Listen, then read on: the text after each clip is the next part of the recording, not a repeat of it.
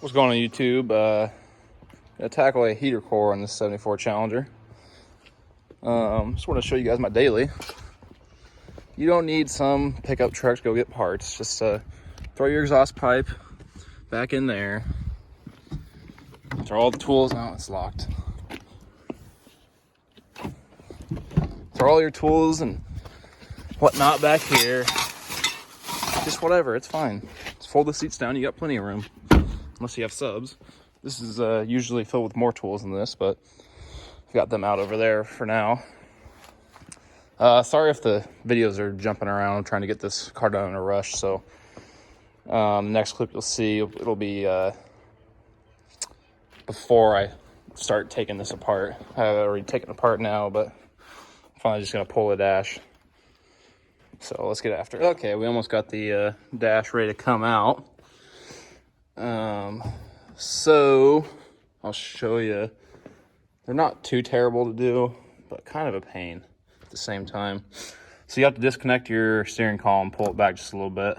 I've got a Borgenson box with the U-joint on there. If you just got a stock steering setup, it'll have that rag joint type connection, and it'll just be a roll pin you'll have to hammer out, and that's it. And then right behind here, you can see right there, and right over there, you see the light coming through. If it'll focus, there'll be two screws there, and you just take those out, and you'll be able to pull the column out. Well, I guess you have to see these two. There we go. These two screws. You'll take the nut off, and then after that, you'll be able to pull the steering column back. And then there's a couple. So right here, there's a little U shape. There will be a couple bolts, or a bolt on each side, right there and right over there. You have to take them out. Also, your firewall bulkhead connection back here for all your wiring. Just got a couple Phillips screws. Take them out and pull it back, because you're gonna end up pulling the whole wiring harness with the dash.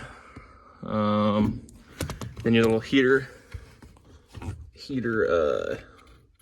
take this little screw off, then you'll pop your heater control off, because it goes into the engine bay. That's, I think, all I gotta show you for right now. I'll show you where I messed up and taking this instrument panel out while it was still in the car.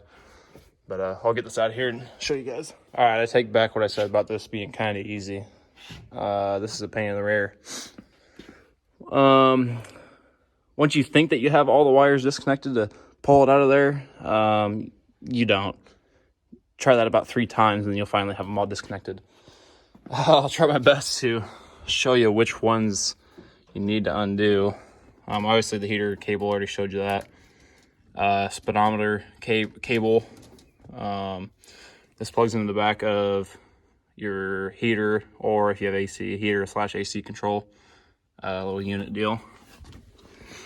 You have to undo all of your steering column wires. These two single wires, have to undo them. Oh, I also forgot, before you take the dash out, there's these I think they're 3/8 headed screws. You take them out, 4 of them up here. They're kind of a pain to get to. Take you back to the other side. There's this wire down here you have to disconnect. Wire for your little door deal, also on that side too.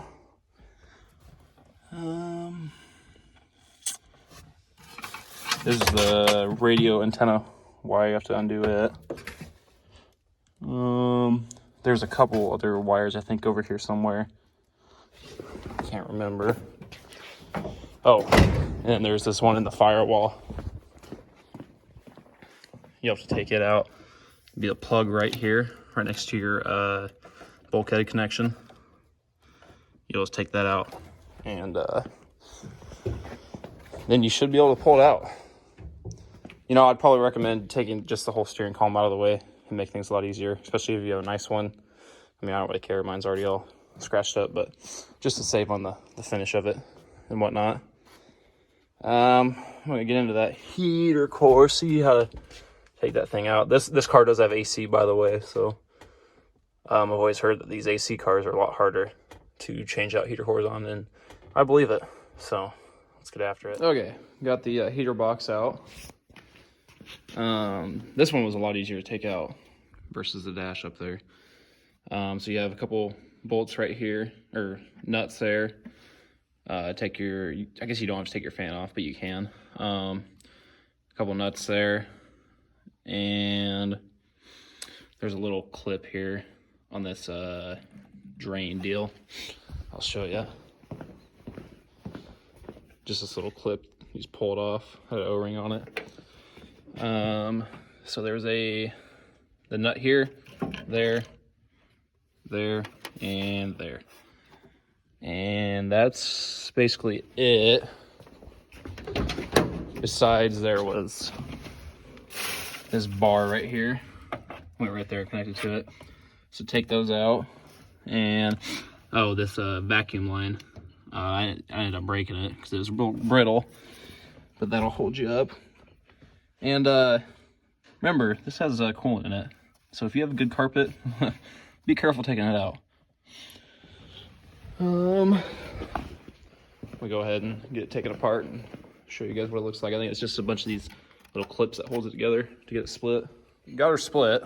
It was just those clips, and on the edges there and over there, there's a couple screws right there. So just take them out, and then you can flop it over. Just take those clips out, especially if you have an original box. These are pretty brittle. I started to mess up the fiberglass a little bit with these channel locks. So you can just take a flat screwdriver and then just wedge it into the end there, and they'll pry off pretty easy. Be careful, they will go flying across the shop. This is the old heater core. Some good coolant in there. You can see right there was my issue. I had the one time I did have it running, it had white smoke blowing out the vents. So this is a new one. Picked it up from Mancini Racing. Looks pretty good. I don't have one of these ice cube makers. I didn't buy one, so hopefully it's still good. I mean, it looks decent. I guess we'll find out. This car probably won't get AC for, I don't know, probably another year or so.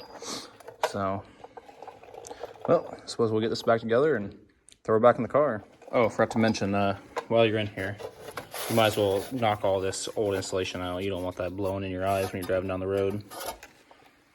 And also get all the insulation out from up top there, because it's kind of nasty. Okay, one last thing I forgot. These little trap doors here, make sure they move freely. I went ahead and I just took this door off and basically just moved it back and forth a bunch of times. Sprayed some W40, and then I put some white lithium spray on there just to make sure you can hear the vacuum, because these are operated off vacuum. That's your vacuum pot right there.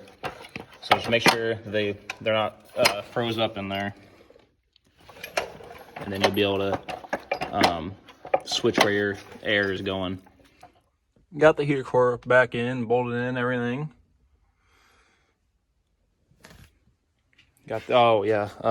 These vacuum lines run through here. You have to take off all 8 of these bolts, and then this piece will come out, and then you can just slide that right out. Other than that wasn't too terrible. But now we're gonna dive into the dash.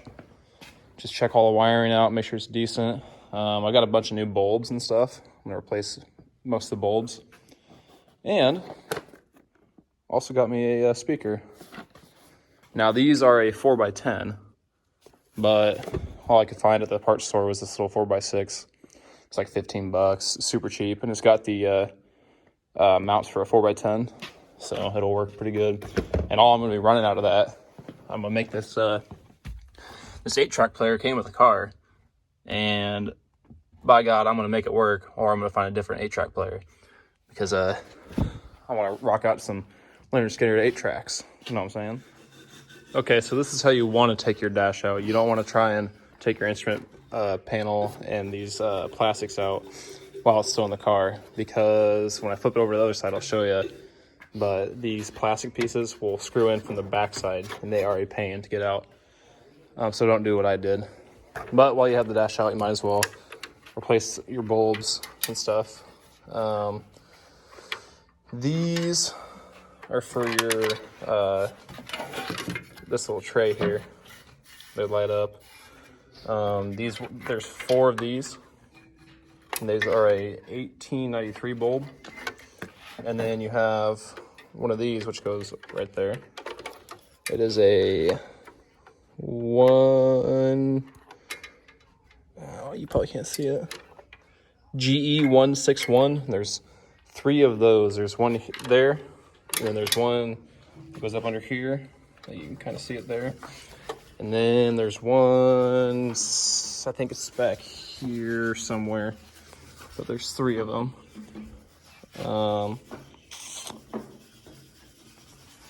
And then there's also, oh yeah, these ones, these 1895s.